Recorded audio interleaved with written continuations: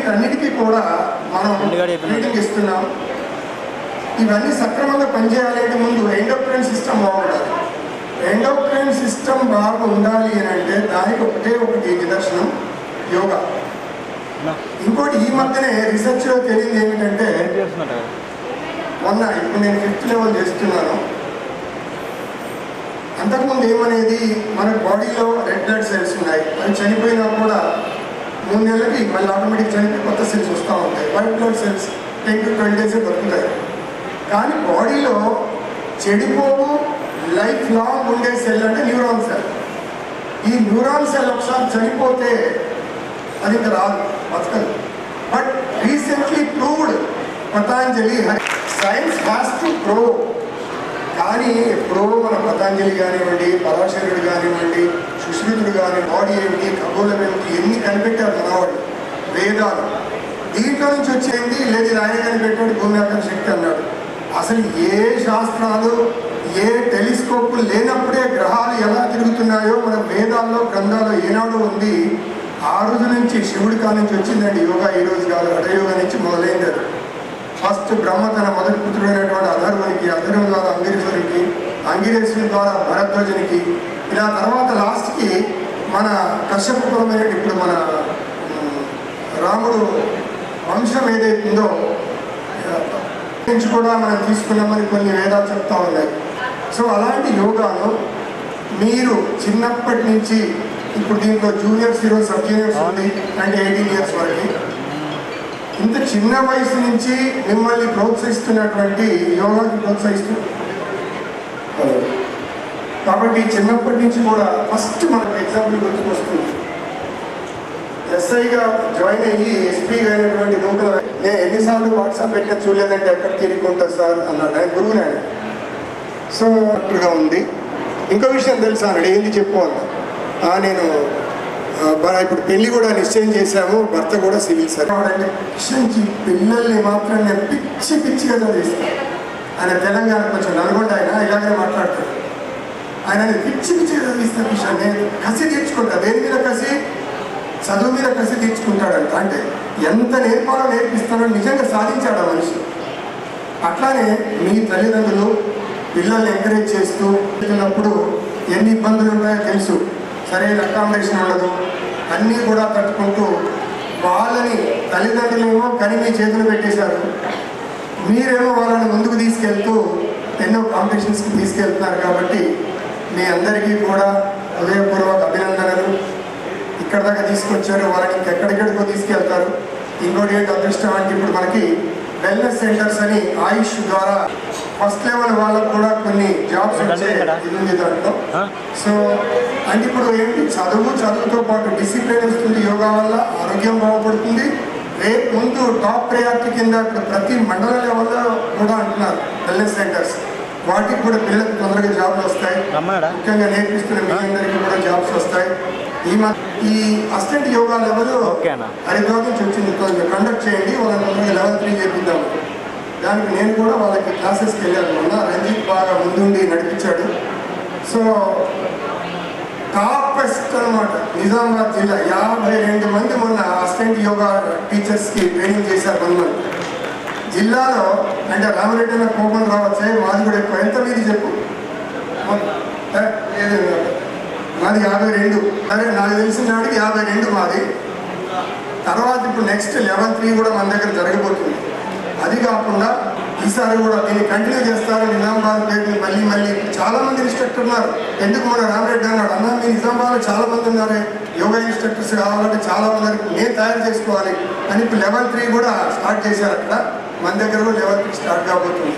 So ఈ అవకాశం ఇచ్చినటువంటి రామచంద్ర గారికి, అట్లాగే మీ అందరికీ, ఇక్కడ కూర్చున్న వృత్తిలో సీట్లో ఉన్నటువంటి మేడమ్స్ అందరికీ కూడా, భూమా గౌడ్, రంజిత్, జడ్జెస్ అందరికీ నా యొక్క కృతజ్ఞతలు. అన్ని ఆల్ ద బెస్ట్ అండి. పిల్లలందరూ కూడా చక్కగా బాగా చేసి మళ్ళీ అందరూ కూడా స్టేట్ లెవెల్కు కాంపిటీషన్కి సెలెక్ట్ అవుతారని ఆశిస్తూ ధన్యవాదాలు. ఓం. నమస్కారం చేస్తే ప్రతి నమస్కారం చేయాలి. శుభోదయం అంటే మీరు కూడా శుభోదయం అని గట్టిగా అనాలి. అది అలవాటు రావాలి మనసులో. మరి నాకు ఇచ్చిన సమయము 2 నిమిషాలు కాబట్టి వేదికకు నమస్కారము, వేదం ముందున్నటువంటి వాళ్ళకి నమస్కారం. యోగా అనగానే కేవలము ఒక ఆసనాలు ప్రాణాయామే దాని మీద ఎక్కువ దృష్టి ఉంది. అది కాదు. యోగా అంటే మన ఆది సనాతన ధర్మాన్ని కాపాడడానికి పుట్టినీళ్ళు అయినటువంటిది యోగా. ఈ యోగాను ప్రాచుర్యంలోకి తీసుకురావాలి అంటే మనం నిత్యం ప్రతి వాళ్ళు కూడా యోగాను ఒక నిత్య క్రియగా చేయాల్సినటువంటి అవసరం ఉంది. యోగా చేసినటువంటి వాళ్ళకు, యోగా చేయనటువంటి వ్యక్తులకు ముఖ కవలికల్లో మార్పులు ఏర్పడుతూ ఉంటాయి. మన ఆయుష్ను మనం పెంచుకున్న వాళ్ళమైతాం. మంచి నిండి 100 ఏళ్ళు ఆయురాగ్యాలతో ఉండాలంటే ప్రతిరోజు ప్రతి వ్యక్తి యోగా తప్పనిసరిగా చేయాల్సినటువంటి అవసరం. మనము చేస్తూ మన పక్కింటి వాళ్ళతోటి మన వాళ్ళతోటి అందరినీ కూడా చేస్తూ నిజామాబాద్ జిల్లా అంతా కూడా యోగమయం చేయాలి. దానికి చక్కటి ఉదాహరణ ఇక్కడ నా పక్కపంట కూర్చున్న ప్రభాకర్ అన్న. నిజామాబాద్లో నేను చూసినంత ఎక్కువ యోగా సెంటర్లను స్థాపించి అక్కడ పర్మనెంట్ బిల్డింగ్లు కట్టించి యోగా ప్రచారాన్ని విస్తృతంగా చేస్తూ ఉన్నాడు. మేము అబ్జర్వర్గా వచ్చిన ఏదైనా పెద్దోని కాదు, కానీ మనకంటే కూడా ఎక్కువ సేవ చేస్తున్నటువంటి వ్యక్తి ప్రభాకర్ గారు. అట్లాంటి వాళ్ళని కూడా నిండు 100 ఏళ్ళు మంచి ఆరోగ్యాలతో ఉండాలని చెప్పి మనస్ఫూర్తిగా, నేను దీవించేటంత వయసు కాదు కానీ ఒక స్టేట్ జాయింట్ సెక్రటరీగా అభినందిస్తూ ఉన్నాను. ఎందుకంటే మంచి చేయకపోయినా చేసే వాళ్ళను ఎంకరేజ్ చేయాలి. జిల్లాలో ఇన్ని సెంటర్లు ఉన్నాయి, ఇంత మంచి యోగా విస్తరణ జరిగింది అంటే రామచందర్ గారు ఒక దగ్గర సెంటర్ పెట్టి నడపడము, సంగీత, బాలశేఖర్, ఇంకా చాలామంది పిల్లలను తయారు చేయడం.